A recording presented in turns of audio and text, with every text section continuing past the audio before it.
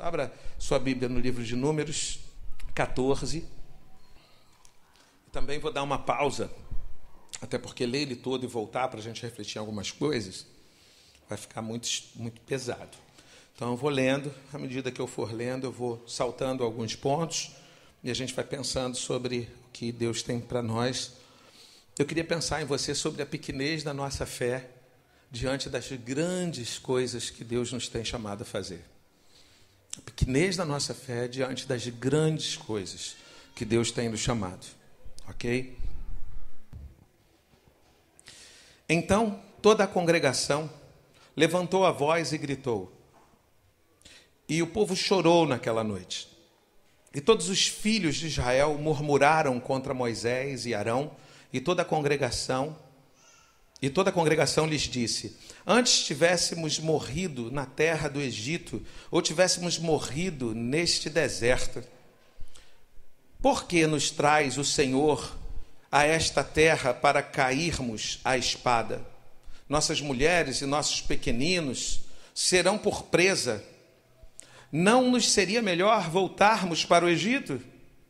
E diziam uns aos outros: constituamos um por chefe, e voltemos para o Egito. Então Moisés e Arão caíram com os rostos por terra perante toda a assembleia da congregação dos filhos de Israel. E Josué, filho de Num, e Calebe, filho de Jefoné, que eram dois que espiaram a terra, rasgaram as suas vestes e falaram a toda a congregação dos filhos de Israel, dizendo: a terra pela qual passamos para espiar é terra muitíssimo boa. Se o Senhor se agradar de nós, então nos introduzirá nesta terra e nos dará terra que mana leite e mel.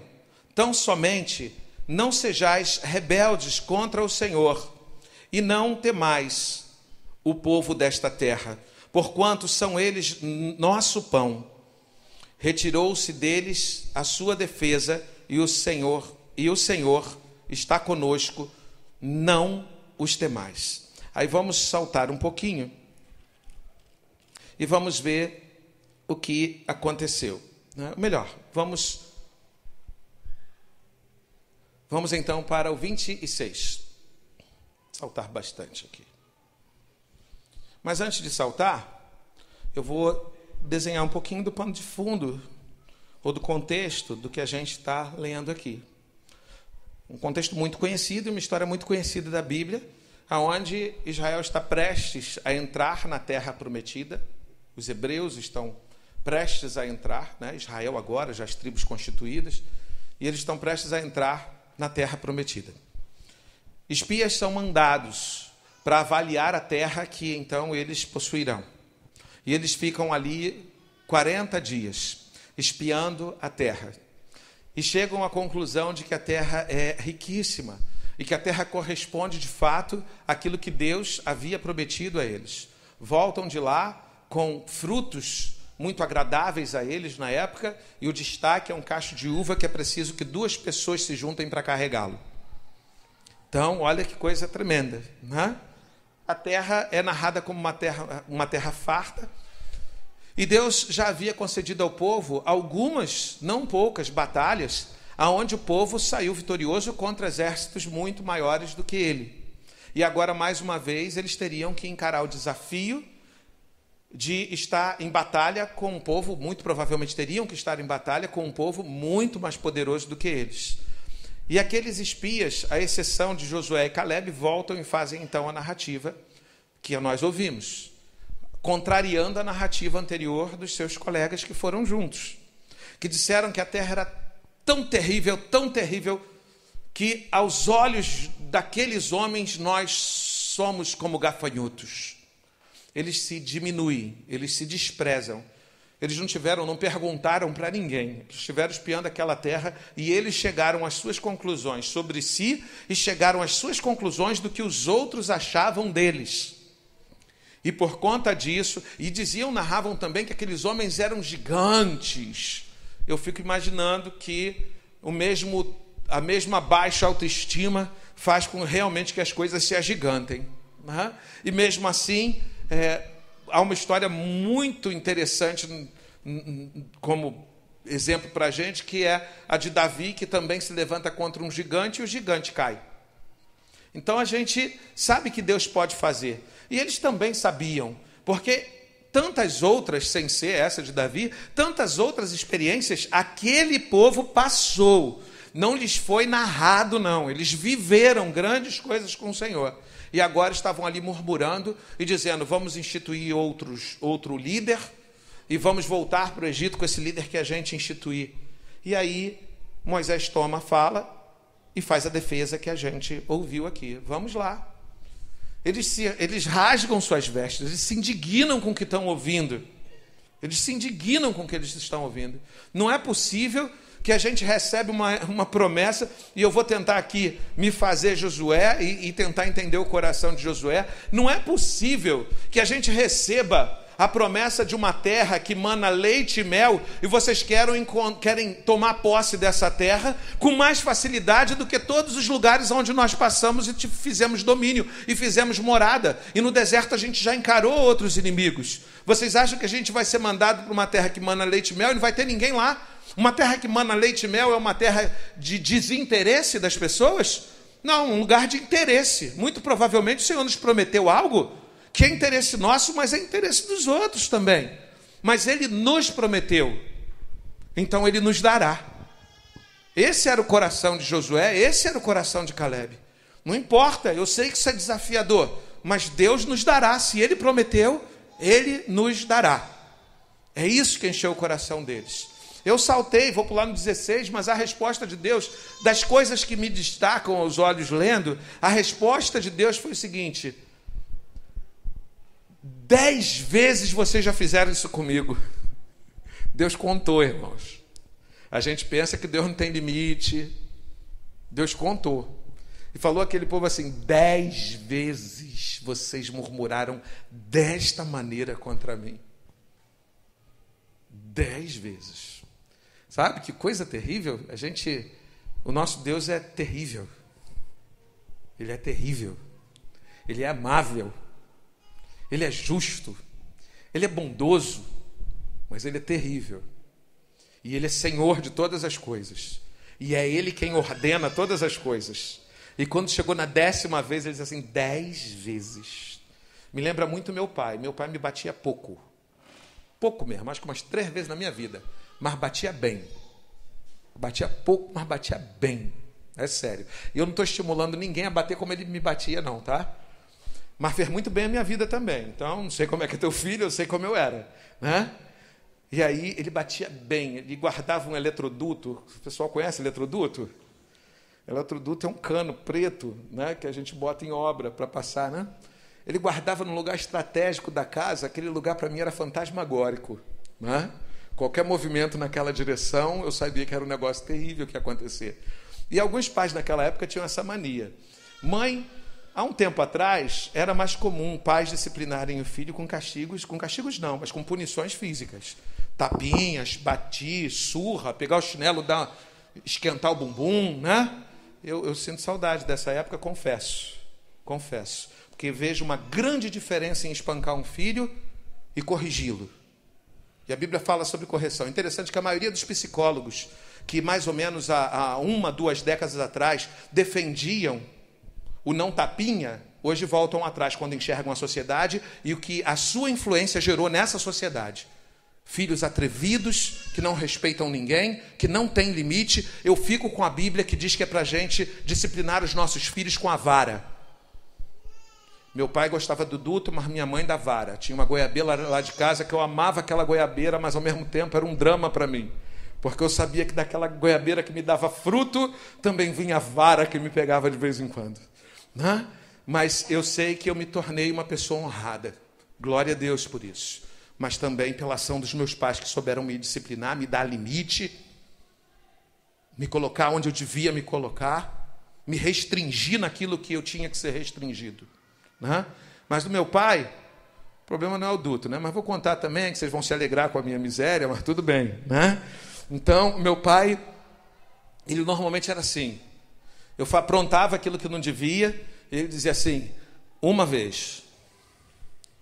Aí eu tinha aprontado pra caramba, muito, aprontava assim algo terrível. Ele dizia assim, uma vez, não encostava a mão em mim. Rapaz, eu já ficava desesperado, que eu só tenho duas. Eu tentava administrar da melhor forma para que não chegasse a terceira. Mas aí eu apontava alguma coisa muito grande, que pelas pequenas minha mãe com a vara dava jeito dela. Aí apontava mais alguma coisa muito grande. Você pensa que meu pai me batia? Ele dizia assim, 2. Rapaz,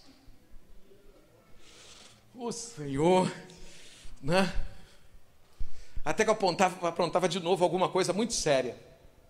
Diz assim, 3, pode ir para o quarto. Rapaz, eu já ia para o quarto chorando. Eu ia chorando. Senhor, vai doer, Senhor, vai doer. E doía. Eu tentava chorar muito mais do que eu já chorava, que dizem que eu era muito chorão, igual meu neto. Muito chorão. Eu acho que ele puxou isso de mim. A gente fica procurando, normalmente todo mundo aponta para mim. Mas quando eu ia apanhar do meu pai, eu chorava 3 vezes mais para ver se ele parava logo. Entendeu? Para ver se ele satisfazia o que ele estava querendo fazer ali comigo. Eu gritava. Aí depois eu começava a gritar. Aí depois eu lembrava que gritando a vizinhança inteira eu ouvia. Aí eu parava de gritar porque eu não queria passar vergonha. Aí apanhava calado. Era um dilema. Aí doía. Já não era eu querendo gritar. Era eu precisando gritar porque estava doendo. E aí era terrível. Mas era assim. E quando li essa palavra eu me lembrei muito de Deus. Ou melhor, de Deus, quando eu li essa palavra sobre Deus, eu lembrei muito do meu pai. Porque Deus claramente faz isso. 10 vezes vocês fizeram. Acabou. E interessante que ele não diz assim, vou acabar com toda a minha história com vocês, não, ele diz assim, eu vou manter vocês como povo escolhido, vou levantar vocês diante dos egípcios, vou fazer isso tudo, mas meu pai nunca deixou de ser meu pai, nunca deixou de me amar por me corrigir. Mas, disse o Senhor, abre aspas, porque é só uma comparação, o eletroduto vai cantar. Foi. E cantou. Aí a gente segue a partir do 26. Depois disse o Senhor a Moisés e Arão, até quando sofrerei esta má congregação que murmura contra mim? Tenho ouvido as murmurações dos filhos de Israel, que eles fazem contra mim. Dize-lhes, pela minha vida, diz o Senhor. Imagina, hein? Certamente conforme o que vos ouvi falar, assim vos hei de fazer. Neste deserto cairão os vossos cadáveres. Nenhum de todos vós que fostes contados, segundo toda a vossa conta, de 20 anos para cima, que contra mim murmurastes, certamente nenhum de vós entrará na terra, a respeito da qual eu jurei que vos faria habitar nela, salvo Calebe, filho de Jefoné, e Josué, filho de Num. Interessante, irmãos. Presta atenção nisso. Vamos ler de novo o 30, porque o 30 é tremendo também. Certamente nenhum de vós entrará na terra a respeito da qual eu jurei. Eita, nós. Eu jurei que vocês iam, mas vocês não vão. Deixa eu lembrar uma coisa para você que às vezes a gente esquece. Deus é Deus. Ele faz o que lhe apraz, o que ele, na sua infinita sabedoria, considera como justo e como importante a ser feito. E ele diz, como eu jurei a vocês, não vão fazer mais. Para vocês, o que eu jurei não será mais. Não será mais. Até porque a gente sempre entende que promessa não tem condição, né? Como que a gente esquece disso? Normalmente toda promessa bíblica tem condição. Tem um se lá que você custa enxergar, mas tem um se. Se o meu povo que por mim se chama, se prostrar, orar, se arrepender dos seus caminhos, aí sempre tem um condicionamento. Mas a gente acha que é irrestrito. A gente acha, e o povo achava lá, que ia ficar a vida inteira fazendo o que quisesse, e que Deus iria lhes tolerar a vida inteira sendo Deus. E não é assim. 31. Mas os vossos pequeninos, dos quais disseste que seriam por presa, que os inimigos, né, iam acabar com eles, os pequeninos de vocês, iam exterminar a nação, os vossos pequeninos, dos quais disseste que seriam por presa, a estes introduzirei na terra, e eles conhecerão a terra que vós rejeitastes. Quanto a vós, porém, os vossos cadáveres cairão nesse deserto, e os vossos filhos serão pastores no deserto 40 anos, e levarão sobre si as vossas infidelidades, até que os vossos cadáveres se consumam neste deserto. Segundo o número de dias em que espiastes a terra, a saber 40 dias, levareis sobre vós as vossas iniquidades por 40 anos, 1 ano por dia, por um dia, e conhecereis a minha oposição. Que terrível, né? Vamos orar? Porque depois disso, a gente ora, recupera um temor enorme que talvez por algum minuto a gente tenha deixado, e vamos tratar o texto olhando para Deus, que é um Deus de amor, mas que é um Deus tremendo. Tremam os povos diante do Senhor. E por incrível que pareça, Ele é Deus tremendo também para nos animar. E eu espero que essa palavra hoje te anime. Te anime. Senhor Deus, nós queremos, Deus, dobrar o nosso coração diante de Ti, Deus. Diante do Senhor e diante da Tua palavra, Senhor. Eu, nesse momento, Senhor, tremo, Deus. Tremo. Tremo, porque sei o quanto o Senhor me ama. Sei o quanto nos ama. Mas sei também, Deus, que o Senhor é um Deus que honra o Teu próprio nome, Senhor. Antes de qualquer outra coisa, Deus, o Senhor é Deus. O Senhor é Deus. O Senhor se estabelece sobre todas as coisas. E tudo que o Senhor estabeleceu, abaixo de Ti estabeleceu para o louvor, honra e glória do Teu nome, Senhor. Então, em nome de Jesus, humildemente, nós Te pedimos, Deus, cheios de temor, que o Senhor nos recobre, Deus, um temor ainda maior aos nossos corações, para que o amor nos motive, mas que a Tua ira, Senhor, nos ponha, Deus, regrados naquilo que o Senhor nos ordena, Senhor. Nós oramos assim. Usa essa palavra para isso e aquilo mais que será trazido, que eu peço ao Senhor que seja do Teu Espírito Santo. Em nome de Jesus. Amém. Meus amados, a pequenez da nossa fé diante de tão grande obra, de tão grandes coisas que Deus nos chama a fazer. Sabe, isso é o grande problema da nossa vida. Porque nós servimos e dizemos e entendemos que servimos a um Deus vivo. Nós declaramos isso todos os dias. E eu fico imaginando como um Deus vivo, ocupado com grandes coisas, porque Ele é Deus. Lógico que Ele também se ocupa com as pequenas, mas nós não fomos chamados para viver em mesquinharia, em mediocridade de vida. Nós fomos chamados para viver em excelência de vida. O problema é que também a gente confunde. A gente normalmente é muito tímido em viver em excelência de vida para Deus. E somos muito desejosos de viver em excelência de vida para nós. Mas Deus nos chama para viver em excelência de vida. Excelência de vida em serviço a Ele. Em serviço a Ele. Ele não nos chamou para pouca coisa. Nós só temos uma missão, muito bem explicado, e gostaria que aqueles que pudessem colaborassem. Qual é a nossa única missão? Fazer discípulos. Nós não temos nenhuma outra missão.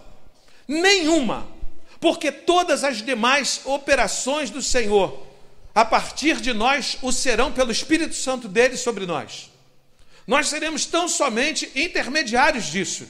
Mas a missão de fazer discípulos, Ele nos chamou para fazer. Ele nos chamou. Ele também trabalha em nós para que isso aconteça. Afinal de contas, é Ele quem convence o homem da justiça, do pecado e do juízo. Então, quando semeamos a palavra atrás de alguém que se disponha, é o Espírito Santo que toca nesse coração. É o Espírito Santo que habita em nós, que também nos usa para revelar Jesus a essa vida. Mas a única missão que a gente recebeu foi essa. A única missão, gerar discípulos. A igreja existe para gerar discípulos que sejam a imagem de Jesus. A igreja existe para isso, certo? Então você acha que isso é uma pequena obra? Deixa eu te explicar. Só há um propósito de Deus na criação da humanidade. O único propósito de Deus na criação da humanidade, Ele criou a humanidade porque Ele queria filhos que fossem parecidos com Ele. Foi o único motivo para o qual Ele criou ela.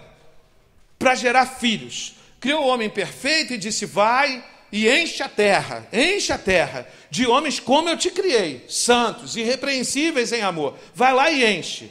O homem não cumpriu do jeito que ele queria. Em vez de criar homens como ele foi criado, acabou gerando homens corrompidos, como ele próprio se corrompeu.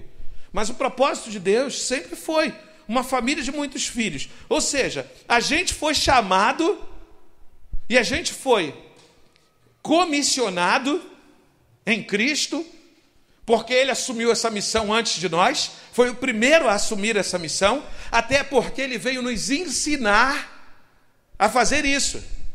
Então Ele foi o primeiro missionário, e esse missionário nos comissionou, Cristo. A única missão, fazer discípulos. Ou seja, melhor, se você quiser entender ainda melhor, para você entender a grandeza dessa obra, Deus nos chamou a gerar a família que Ele deseja. Pouca coisa, né? Pouca coisa. Ele nos chamou a gerar discípulos que fossem a imagem de Jesus Cristo. Ele nos chamou a gerar a família que Ele deseja. É pouca a obra? Mas deixa eu lembrar você que Ele quer uma família de muitos filhos. Esse mundo hoje deve ter por volta, não fico sempre atualizando isso, mas por volta de 8 bilhões, 9 bilhões de pessoas, talvez. 9 bilhões de pessoas. Imagina quantos ainda Deus quer para a sua família. Eu não sei, mas eu sei que todos os que Ele ainda quer, no tempo que Ele nos der para conquistar isso, é a igreja que recebeu essa missão. É a igreja. Então, meu amado, você não foi chamado para pouca coisa. Mas eu fico apavorado com o que eu vejo as pessoas colocando como prioridade nas suas vidas. Eu fico muito preocupado. Porque vejo pessoas que passam uma vida inteira chamando-se cristãos e que não frutificam nunca para o Senhor. Nunca. É por isso que alguns não entendem. Alguns podem dizer assim, mas se eu não fizer discípulo, eu vou para o inferno? Vai. Desculpa, tá? Vai. Se você não gerar discípulo na possibilidade de fazê-lo, vai. Porque a única missão que você tem qual é? Fazer discípulo. Uma vara ligada à videira que não cumpre o que ela foi colocada ali para fazer, o que diz o Senhor? Que ela é cortada e ela é lançada no fogo. A gente já viu aqui que nisso vocês serão conhecidos que são meus discípulos, se vocês derem fruto e frutos que permaneçam. Nisso o Pai vai saber que vocês amam a Ele, se vocês derem fruto. Não tem jeito, deixa eu explicar para você. Uma vida não comprometida em frutificar é uma vida que ainda não entendeu que o único compromisso que poderá conduzi-la como um filho amado diante de Deus é reproduzir Jesus Cristo.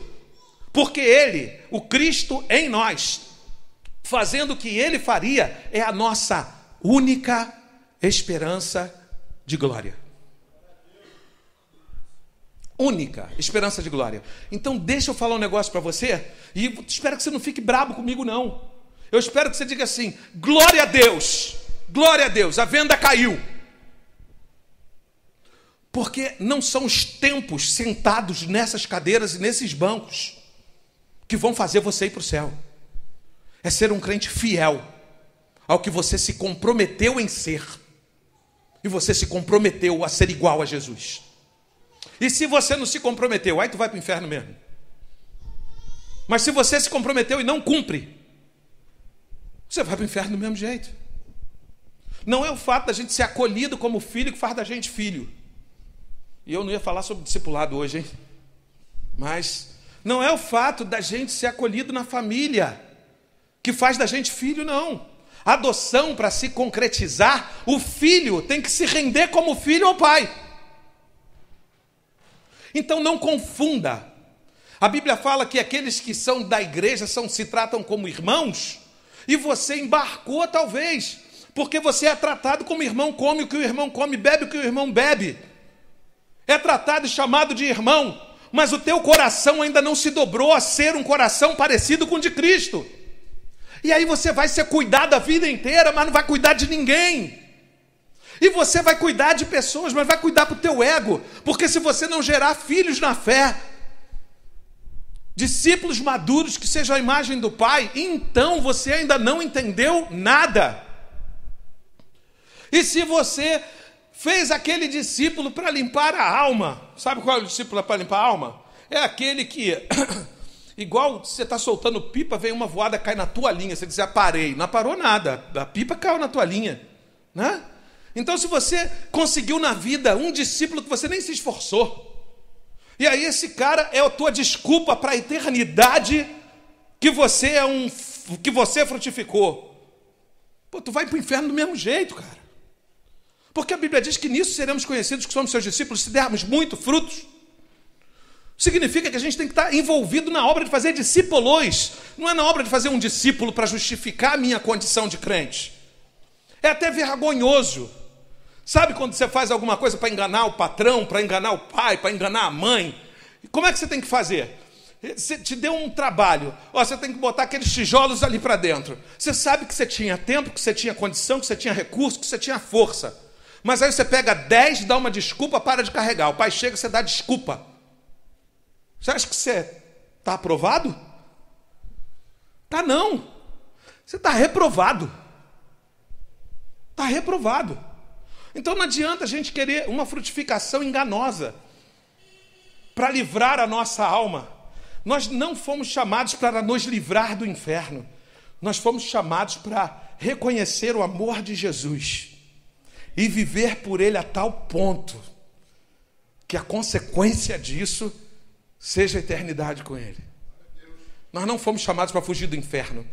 Quem vai para a fé para fugir do inferno, encontrou um caminho mais rápido de chegar lá. Porque juntou ao seu pecado e a tantos outros a hipocrisia, se escondendo debaixo de ações que são religiosas, mas que não agradam a Deus. Então, meus amados, como é que está a tua vida? Como é que está a tua vida? Sabe? E quando a gente começa a botar um monte de argumento, Deus diz assim, vou dar a melhor terra da região para vocês. Eu vou dar a terra que mana leite e mel. Vejam a oportunidade que vocês têm. E aí eles vão diante da terra. Eles entram à terra. Eles experimentam a terra. Ficam lá por 40 dias.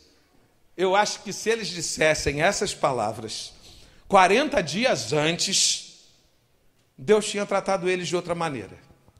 40 dias antes. Se aqueles 12 espias tivessem sido convocados e algum deles tivesse dito assim, Moisés, o quê? Já me falaram que aquela terra é muito complicada, eu não quero ir como espia, não. Mata ele. Nunca foi assim. Nunca foi. Gideão foi assim com os covardes? Não, volta para casa. Eu não luto com covardes, mas eu vou seguir na batalha. Uma hora, quem sabe, ele se enquadra, né? Mas não, eles deram essa palavra depois de 40 dias experimentar a terra. 40 dias eles estiveram ali. Viram o que tinha de melhor naquela terra. Viram tudo que tinham que ver. E depois eles voltam e dizem para Deus, nós não queremos seguir contigo. Porque dizer isso para Moisés era dizer para Deus, Moisés era o homem que Deus levantou. Eles dizem, nós levantaremos. Nós não seguiremos contigo para onde o Senhor aponta. Nós nos colocamos agora numa posição de rebeldia. e nós resistiremos à sua vontade de nos introduzir naquela terra. Querido, querida, nós resistiremos. Vamos para outro canto. Vamos voltar para o Egito. Eu prefiro a escravidão. Meu Deus, eu prefiro a escravidão do que fazer o que Deus está me mostrando. Depois de 40 dias, experimentar do que Deus tinha para fazer. Está entendendo aí? Sério, quem está entendendo, diz um amém, só para eu me posicionar. Amém? Está entendendo? Que coisa terrível que a gente é capaz de fazer com a gente. Que coisa terrível. Então, meu amado, saiba de uma coisa, existem coisas de Deus que não se cumprem na nossa vida pela nossa rebeldia. Pela nossa rebeldia. Porque nós resistimos à vontade de Deus. E Deus, em algum momento, pode começar a resistir à sua vontade contra nós. Contra nós. Sabe? É a grande diferença de tudo que você põe a mão, abençoado está. E há uma grande diferença. Às vezes você põe a mão e abençoado está. Às vezes você tem falta de fé. E o que você põe a mão está na mesma. Mas existe a hora também que talvez chegue que você põe a mão e queima a caixa. Queima. Porque Deus começa a te resistir. Sabe? Porque nós nos tornamos muitas vezes resistentes ao Senhor. Resistentes. Então Ele começa a nos resistir. E Ele diz assim: nenhum de vocês que foram contados. Porque eu imagino Deus assim, ó, rapaz, eu escolhi mal. Eu escolhi os líderes errados. Eu escolhi os líderes errados. Né? Não, Deus falando assim, Deus não escolhe líder errado. Mas Ele poderia entender assim, esses líderes que Moisés me apontou, vamos colocar assim, não eram os melhores. Não eram os que estavam mais prontos. Porque Deus não erra, mas vamos botar na conta de Moisés que fica mais fácil. Esses líderes que Moisés escolheu não eram os melhores. Não eram. E eu creio honestamente que Deus ficou esperando no meio da congregação quem é que se levantaria. Diz assim, esses não são os valentes. Moisés escolheu errado, mas eu vou dar uma oportunidade. Que se levante um valente no meio de vocês e que diga o contrário. Que se levante um valente e eu pouparei. Que se levantem valentes que animem o povo. E esses 4 não entrarão, mas todos vocês entrarão. Aonde estão os valentes que se levantem? Aonde estão os valentes? Sabe o que os valentes fizeram? Uma rebelião. Eles não se levantaram contra os espias que desanimaram o povo de seguir, mas os demais valentes, ou seja, todos aqueles que foram contados, homens acima de 20 anos, prontos para a guerra, ninguém levantou para desanimar aqueles homens, senão Josué e Calebe. Ninguém levantou, ninguém. E tem uma coisa que eu tenho aprendido na palavra de Deus que é horrível e profundamente verdadeira. De que Deus abomina quem pratica o mal, mas duplicadamente, ou até muito mais do que isso, abomina a quem consente com o mal. E aí Deus olha aquela congregação, olha para aqueles homens acima de 20 anos, ninguém se levanta contra aqueles jovens, mas ao contrário, alguns se levantam em rebeldia contra Deus, na pessoa de Moisés, se levantam em rebeldia. E aí Deus diz assim, olha só, nenhum de vocês entrará na terra que eu prometi. Nenhum de vocês. Na terra que eu prometi a vocês. Porque eu escolhi um povo corajoso. Não enxergo isso em vocês. Não enxergo. Eu prometi isso, lembra de condição? Eu escolhi fazer isso com um povo corajoso. Eu olho para vocês e não vejo um povo corajoso. Então a honra que estaria sobre vocês vai estar sobre os seus filhos. Mas eu não cumprirei sobre vocês, porque vocês não são o povo corajoso que eu introduziria naquela terra. Não são. Olha como Deus age. E vamos trazendo isso. Eu creio que cada um de nós, eu acho que já está trazendo para a sua vida. Eu não gosto muito de falar de aplicação muito pessoalzinha, ponto a ponto, mas eu creio que Deus já está falando no teu coração. O que você tem olhado e o que Deus manda você fazer e que você diz assim: não, Senhor, isso é muito para mim. Isso é muito para mim. Não, Senhor, eu não tenho tempo.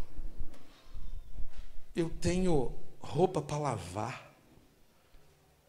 Cara, mas se você... Eu é quem vou capacitar você, sou eu que vou pelejar contigo. Se você disser que sim, eu compro a máquina de 18 quilos para você.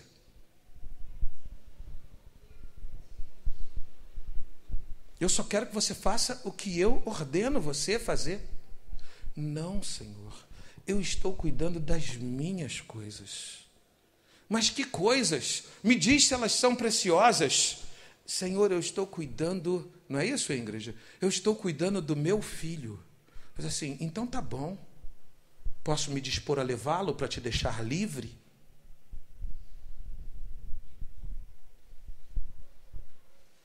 Estou cuidando do que é mais importante.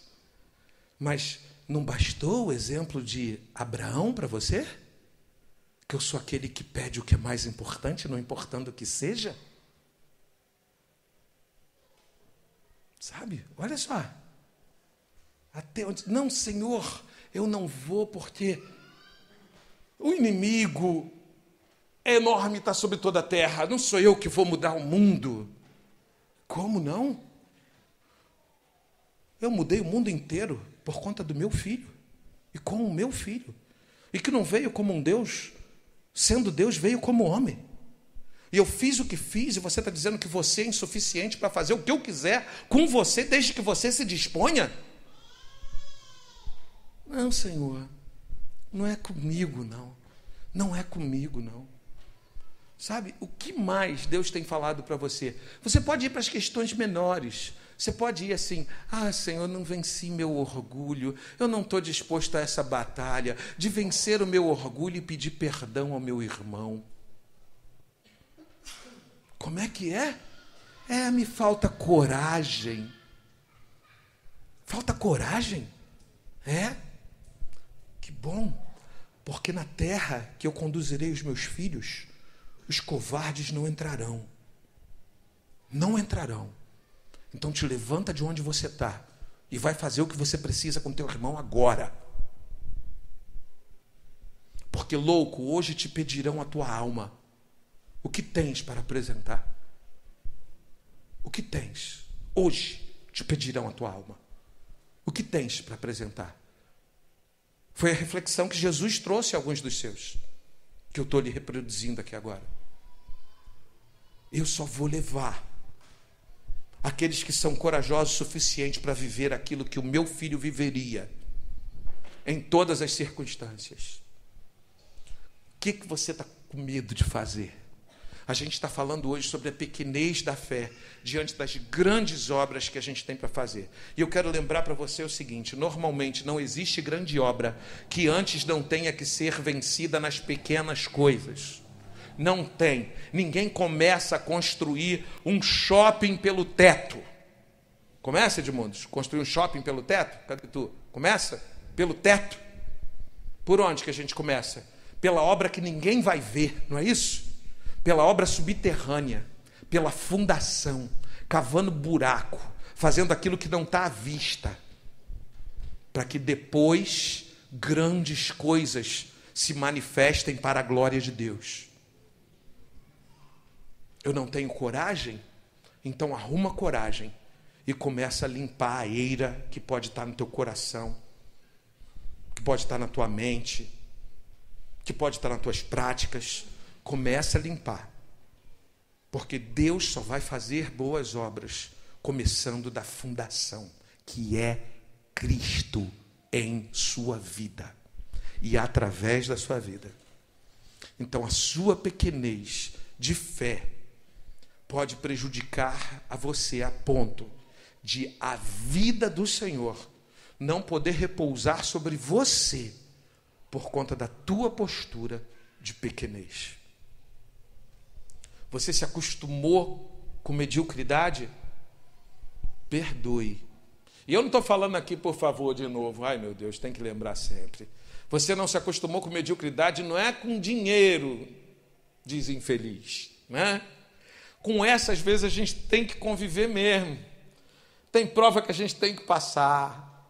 Sabe? Nos submundos também tem gente miserável que Deus ama. E, às vezes, com muita distância, a gente nem toca neles. Sabe? Não é da mediocridade financeira, não, irmão. É sério. Não é isso, não. A cada dia nos basta aquilo que é o essencial para continuarmos firmes diante do Senhor. Não andeis ansiosos por coisa alguma. Então, quando eu falo que a cada dia Ele provê aquilo que precisamos mediante a nossa fé, é para concluir a obra espiritual da tua vida. Sabe, eu não quero passar por essa vida para ficar rico, em nome de Jesus. Desconstrua isso na sua cabeça. Eu quero passar por essa terra e sair dessa prova, que é essa terra, aprovado por Deus, apresentando os meus molhos a Ele. E quando eu estiver lá no meio daquela grande congregação que Ele chamar, e Ele disser assim: Joel, me apresente os seus molhos, eu quero apresentar os meus molhos abundantes para Ele. É isso que eu quero, é para isso que eu vivo. Porque todo mais ficará sobre essa terra. Todo o mais ficará sobre essa terra. Mas eu quero que você entenda e se disponha a viver por isso, para colher molhos abundantes e ajuntar tesouro, aonde a ferrugem, a traça não comem, aonde o ladrão não roubam. É no céu, vidas. O tesouro que Deus quer que a gente invista nele são em vidas, que serão as coisas preciosas de Deus que Ele plantou sobre essa terra. Pessoas que forem transformadas à imagem do seu Filho. Esse é o grande tesouro de Deus, que Ele quer que a gente invista nisso. Então, qualquer outra coisa, meu amado, deixa eu falar para você uma coisa. Que Deus te abençoe, que te cure, seja lá de qual for a tua enfermidade. Que Deus te abençoe e supra a tua dispensa daquilo que é mínimo e indispensável, ao menos, para que você siga conduzindo-se na obra dele. Meu amado, que Deus te abençoe e que sua casa seja uma casa de paz. Meu amado, que Deus te abençoe e Ele te capacite, te dê inteligência e amplie seu intelecto. Que Deus te abençoe em todas essas coisas, mas em nome de Jesus, que todas essas coisas sejam para a glória dele e para o cumprimento do propósito dele. Amém? Que seja, amado, que seja. Sabe por que eu estou falando isso? Porque, na boa, eu peço tudo isso, mas está doente, gere vidas para o Senhor. Está duro, gere vidas para o Senhor. Está com dificuldades na família? Gere vidas para o Senhor. Não está vendo como? Gere assim mesmo. Não está conseguindo enxergar que vai dar certo, que vão te ouvir? Busque gerar assim mesmo. Busque gerar. Porque Deus, deixa eu te explicar uma coisa. É difícil falar essas coisas. Deus não está nem aí para a tua doença por causa da tua doença. Deus está aí para a tua doença, no que isso pode provocar no mundo espiritual. Porque a gente nem deve temer aquilo que faz mal ao nosso corpo, mas temer aquilo que faz mal ao nosso espírito, à nossa alma. Mas a gente anda muito preocupado com muitas coisas, e com as essenciais nós não nos preocupamos muitas vezes.